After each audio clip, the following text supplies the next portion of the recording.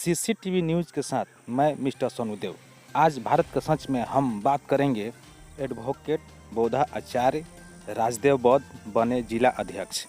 अखिल भारतीय अनुसूचित जाति जनजाति कर्मचारी कल्याण एसोसिएशन का एडवोकेट बोधाचार्य राजदेव बौद्ध बने जिला अध्यक्ष। बिहार प्रदेश अध्यक्ष राजकुमार भारती भी धन्यवाद दिए। अखिल भारतीय अनुसूचित जाति जनजाति कर्मचारी कल्याण एसोसिएशन का राष्ट्रीय अध्यक्ष बाबा पी भोसले तथा राष्ट्रीय महासचिव बुद्धमित्र मुसाफिर हैं। अखिल भारतीय अनुसूचित जाति जनजाति कर्मचारी कल्याण एसोसिएशन के जिला अध्यक्ष एडवोकेट बोधा आचार्य राजदेव बौद्ध हमारे साथ जुड़ रहे हैं। जी सर, सबसे पहले आपको बहुत बहुत धन्यवाद। अखिल भारतीय अनुसूचित जाति अनुसूचित जनजाति कर्मचारी कल्याण एसोसिएशन के आप अध्यक्ष बने एडवोकेट राजदेव बौद्ध जी, इसके लिए बहुत बहुत धन्यवाद। आपको भी बहुत बहुत धन्यवाद। जी सर, तो सर हम ये जानना चाहेंगे कि अखिल भारतीय अनुसूचित जाति जनजाति जो कल्याण कर्मचारी एसोसिएशन है, तो किस तरह से राज्य स्तरीय, जिला स्तरीय और राष्ट्रीय स्तर पर कार्य कर रही है। सबसे पहले मैं आपके सीसीटीवी चैनल को मैं धन्यवाद देते हुए मैं बता देना चाहता हूं कि राष्ट्रीय अध्यक्ष बाबा पी भोसले एवं राष्ट्रीय महासचिव बुद्धमित्र मुसाफिर जी ने मेरे 40 साल के सोशल कार्यों को देखते हुए सोशल मीडिया के माध्यम से उन्होंने प्रस्ताव रखा कि आपको अखिल भारतीय अनुसूचित जाति जनजाति कल्याण एसोसिएशन इकाई सीवान का जिलाध्यक्ष बनाया जा रहा है। जी। तो सबसे पहले मैंने कहा कि मुझे बायलॉज दीजिए कि मेरा कार्य क्या होगा, किस तरह से आपका संगठन बना हुआ है। तो राष्ट्रीय महासचिव जी ने मुझे बायलॉज व्हाट्सएप के माध्यम से भेजा, मैंने पढ़ा, मुझे बहुत अच्छा लगा कि यह राष्ट्रीय संगठन है, पूरे भारत में इसका ब्रांच फैला हुआ है और अभी तक ऐसा संगठन मुझे नहीं मिला था जो राष्ट्रीय स्तर पर हो और सारे बड़े बड़े पदाधिकारी विद्वान जुड़े हुए हैं और इसका नेटवर्किंग पूरे इंडिया भर फैला हुआ है। और मुझे 31 मई को ऑनलाइन मीटिंग भी हुआ जिसमें मैं भाग लिया था और बहुत मुझे अच्छा लगा और मैंने कहा कि मैं इस संगठन में जुड़ करके सिवान की धरती पर जो कार्य अधूरा है उसको मैं पूरा करूंगा। जैसे अंबेडकर स्मृति पार्क गोपालगंज मोड़, अंबेडकर सामुदायिक भवन एवं उसके तल पर बना हुआ अंबेडकर पुस्तकालय जो रो रहा है उसके खुशहाली लाने का मैं काम करूंगा। और सिवान जिले में हमारे जितने शेड्यूल कास्ट शेड्यूल ट्राइब के कर्मचारी हैं 4th ग्रेड से क्लास 1 तक, उस पर जातीय आधार पर उसका दमन होता है। तो सबसे पहले मैं दमन को समाप्त करूंगा। हम डॉक्टर बाबा साहब भीमराव अम्बेडकर जी के सिपाही हैं, संविधान के मानने वाले हैं। भारतीय संविधान में जो निहित प्रावधान है उसके अंतर्गत अपने मान सम्मान स्वाभिमान के लिए लड़ाई लड़ूंगा और यह संगठन स्कूटी बड़ी का निर्माण शीघ्र किया जाएगा और प्रखंड स्तर तक संगठन बना करके और एक सुसंगठित व्यवस्था बना करके इस संगठन को मधुमक्खी के छत्ता की तरह मजबूत किया जाएगा। जी। और आपने तो हमारी जी सर। हाँ जी, बोला जाए। आपने तो हमारे 3-4 प्रश्न जो थे उसका आप खुद ही बिना प्रश्न किए जवाब दे दिए, उसके लिए बहुत बहुत धन्यवाद। ऐसे ही अनुभवी लोगों को जरूरत है हम लोग समाज में, SC/ST के समाज में। सर दूसरा प्रश्न ये आपसे है कि अध्यक्ष बनने के बाद अभी आप जिला सीवान के हैं, तो जिला सीवान में पहला कार्य क्या होगी जिससे हमारे SC/ST के समुदाय के लोग जो है। मुझे जब ही बनाया गया, मुझे लेटर पैड पर मनोनीत किया गया जिला अध्यक्ष के लिए, तो मैंने 2 काम तुरंत किया। एक काम मैंने ये किया कि सुप्रीम कोर्ट ने आरक्षण के संबंध में जो टिप्पणी की थी उसका मैंने जोरदार अपने लेटर पैड पर लिख करके महामहिम राष्ट्रपति प्रधानमंत्री को मैंने प्रेषित किया। दूसरा मैंने काम किया कि जो साकेत अयोध्या में जो भगवान बुद्ध और सम्राट अशोक जी के भग्नावशेष मिल रहे हैं, तो मैंने पुरातत्व विभाग के GM और कला संस्कृति मंत्रालय के सेक्रेटरी को मैंने भी 4 पन्ना में अपने लेटर पैड कर लिख करके विरोध किया कि साकेत की भूमि बौद्धों की है, बौद्धों को दी जाए। तो मैंने 2 दिन में ये काम किया और उसको ईमेल से मैंने प्रेषित भी कर दिया। जी जी जी।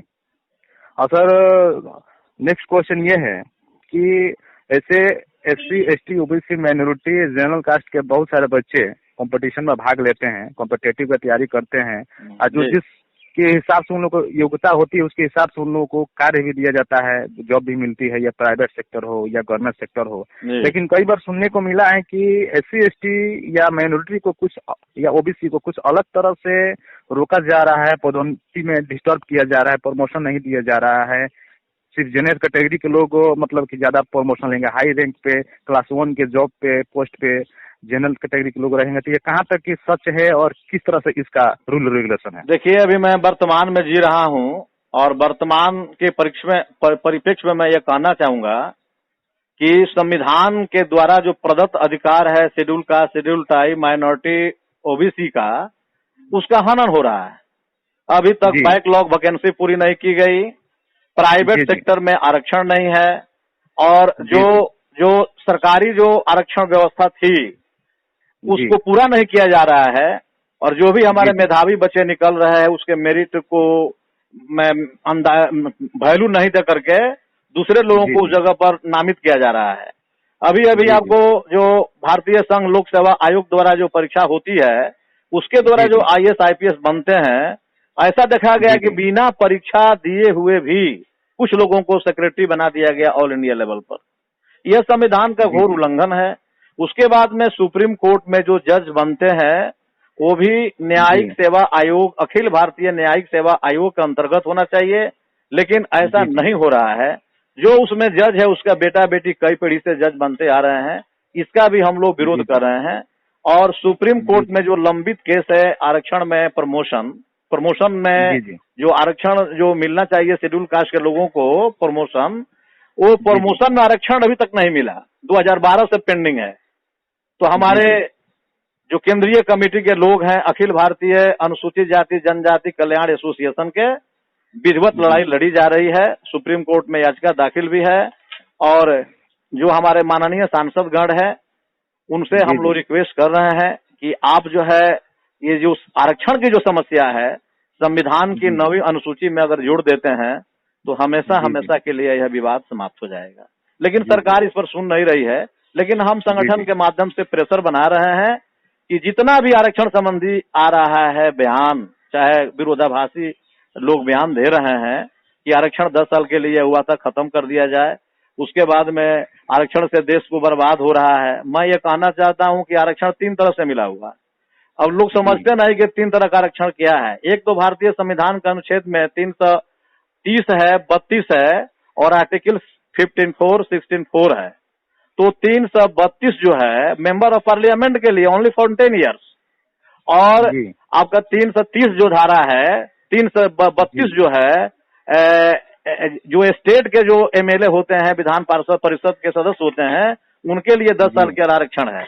तो 330 जो है मेंबर ऑफ पार्लियामेंट, और 332 member of legislative council all state, ये 10 साल के लिए रिजर्व होता है। लेकिन एक आरक्षण और है जिसको हम आर्टिकल 16(4) कहते हैं, 15(5) कहते हैं। वो ऐसा आरक्षण है कि जब तक भारत में जात रहेगी, असमानता रहेगी, गैर बराबरी रहेगी, तब तक वो आरक्षण मिलता रहेगा। इसी पर चोट किया जा रहा है, जो कि संविधान एकदम मजबूती के साथ खड़ा है कि भाई छुआछूत मिटा दो, जात पात मिटा दो, आरक्षण को समाप्त कर दो। जब तक छुआछूत नहीं मिटेगा तब तक वो आरक्षण बना रहेगा। जी सर, जो ये न्यू जनरेशन जो आ रही है अभी हम लोग के सामने, तो उन लोगों को शिक्षा और शिक्षा की व्यवस्था पर ध्यान कम दिया जाता है, और हमारे देश में जितना ये दंगा हो रही है, तरह तरह के मनगढ़ंत कहानियां बन रही है, बच्चे हमारे सब उधर ज्यादा डिस्टर्ब हो रहे हैं, डाइवर्ट हो रहे हैं। तो हमारे बच्चे जो अच्छे से पढ़ाई लिखाई करे, अच्छे से विधि व्यवस्था को समझे, सबसे पहले कि संविधान को समझे, भारत के संविधान को समझे, क्योंकि संविधान ही हमारा सर्वोपरि, हमारा कर्म भी संविधान है, धर्म भी संविधान है। तो उसके लिए आप नई जनरेशन को क्या शिक्षा देना चाहेंगे? देखिए, उसमें यह कहना है कि भारत कभी बुद्धमय देश था, और बाबा साहब का सपना था बुद्धमय भारत बनाना। जब तक ले घर घर में बौद्धिक संस्कार डेवलप नहीं होगा, माता पिता को सम्मान नहीं मिलेगा, अपने से बड़ों को सम्मान नहीं मिलेगा और शिक्षा उन्नत किस्म की नहीं होगी। अभी तो देख रहे हैं कि सारे हमारे पढ़ने वाले लड़के मोबाइल में भिड़े हुए हैं, 4G मोबाइल मिला हुआ है और रात दिन मोबाइल में व्यस्त हैं, जबकि परीक्षाएं होती है पेपर से और पेन से। तो मैं मेधावी जो पढ़ने वाले लड़के हैं वो अपने कर्तव्य को करें। बाबा साहब भीमराव अम्बेडकर जी 24 घंटा में 18 घंटा पढ़ते थे। तो मैं अपने होनहार बच्चों से जो कंपटीशन के तैयारी में लगे हुए हैं उन लोगों से मैं यही कहना चाहता हूं कि वह शिक्षा पहले ग्रहण करे। और शिक्षा ऐसी चीज है कि जिसके घर में जाएगी उसके घर की गरीबी मिटा देगी, दरिद्रता मिटा देगी। और बाबा साहब तो यहाँ तक कह दिए थे कि इंग्लिश पढ़ना, इंग्लिश जानना, इंग्लिश लिखना शेरनी के दूध पीने के समान है, जो पिएगा वो गुर्राएगा। तो मुझे ये कहना है कि पहले तो अपने योग्यता अंदर में लाना है और योग्यता जब मिल जाएगी तो योग्य आदमी अपने स्थान को निश्चित खोज लेता है कि हमको कहाँ जाना है और बिना संघर्ष से कुछ मिलने वाला नहीं है। बाबा साहब का स्लोगन जो आज से 129 वर्ष पहले उन्होंने कहा था कि शिक्षित बनो, संगठित हो, संघर्ष करो। संघर्ष का मतलब लाठी भाला बंदूक से नहीं, उन्होंने एजिटेशन की बात किया था, एजिटेट होने की बात कहा था। तो हमें जब पढ़ लेंगे तो अपना अधिकार मिलेगा। बिना पढ़ा हुआ आदमी अपना अधिकार नहीं जानता है, अपना इतिहास नहीं जानता है। इसलिए पढ़ना बड़ी जरूरी है। पढ़ना लिखना बहुत जरूरी, मेहनत करो या मजदूरी, पढ़ी लिखी हो सबकी बहना, ऐसे घर का फिर क्या कहना। तो एजुकेशन बहुत जरूरी है और हम योग्य बन जाए। जब वो योग्य बन जाएंगे तो निश्चित अपने अधिकार को हम खोजेंगे। लेकिन जो योग्य नहीं बनेगा वो उसका अधिकार क्या है नहीं जान पाएगा, न वो संविधान पढ़ेगा, न भारतीय संस्कृति की किताबें पढ़ेगा, न अपने इतिहास को जानेगा, तो वह अंधकार में चक्कर मारते मारते खत्म हो जाएगा। यही हमारे बहुजन समाज की नियति रही है कि वो अभी आज तक अपने इतिहास को नहीं जाना। और जो भी हमारे श्रमण संस्कृति के महापुरुष और संत आए उन्होंने बताया कि तुम यहाँ के राजा हो, तुम्हारे सारे ये जो संसार की जो चीजें दिखाई पड़ती है भारत में, चाहे वो पहाड़ हो, नदी हो, झील हो, जंगल हो, जमीन हो, वो तुम्हारी विरासत है। और देखिए जहां जहां उत्खनन हो रहा है भगवान बुद्ध के विरासत मिल रही है। सम्राट अशोक ने 84,000 स्तूप बनवाया था, 84,000 स्तंभ बनवाए थे, 84,000 बुद्ध विहार बनवाए थे। सब तहस नहस कुछ लोगों ने मिल करके कर दिया। कुछ विदेशी किए, कुछ मुगल किए और कुछ भारत के अपने को चतुर समझने वाले ब्राह्मण प्रवृत्ति के लोगों ने किया, मनुवादी लोगों ने किया। लेकिन जमीन में वो जो चीज दबी हुई है, आज पुरातत्व विभाग उत्खनन करा रहा है तो सारे चीज निकल करके आ रही है ना। देश की मिट्टी सोना उगले उगले हीरा मोती। अब मैं कहूंगा कि बुद्ध की मिट्टी सोना उगले हीरा मोती, बुद्ध की मूर्ति, बुद्ध की मूर्ति, बुद्ध की मूर्ति। अब तो जहां देखिए तहां बुद्ध की मूर्ति मिल रही है। और सीमांत गांधी खान अब्दुल गफार खान ने कहा था कि मेरे भारत के लोगों, ए पाकिस्तान के लोगों, ए विश्व के लोगों, तुम जहां सोए हुए हो और जहां सोए हुए है वहां की मिट्टी खुदाई करोगे तो वहां बुद्ध ही निकलेंगे और सम्राट अशोक के अवशेष निकलेगा। जी जी जी सर। सो सर बहुत बहुत धन्यवाद हमारे सीसीटीवी न्यूज चैनल में अपना कीमती समय देने के लिए। चलिए आपको भी बहुत बहुत धन्यवाद देता हूं। और मैं आपके सीसीटीवी न्यूज चैनल को मैं ये कहते हुए आश्वस्त करना चाहता हूं कि आपका न्यूज दिन दूनी रात चौगुनी सीमांत में विकास करे और जो भी समाज में असमानता है उसको उजागर करे, मानवतावादी सोच को डेवलप करे।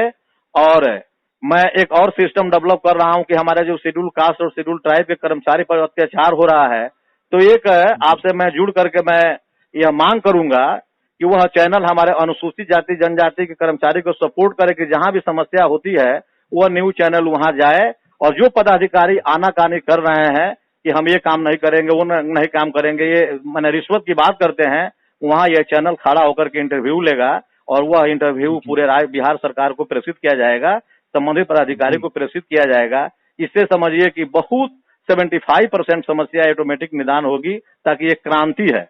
आपका सीसीटीवी न्यूज चैनल एक क्रांति है और क्रांति माने होता है परिवर्तन। तो इसके माध्यम से परिवर्तन होगा सिवान में। धन्यवाद। जी सर, बहुत बहुत धन्यवाद सर, अपना कीमती समय दिया। Okay sir, thank you sir.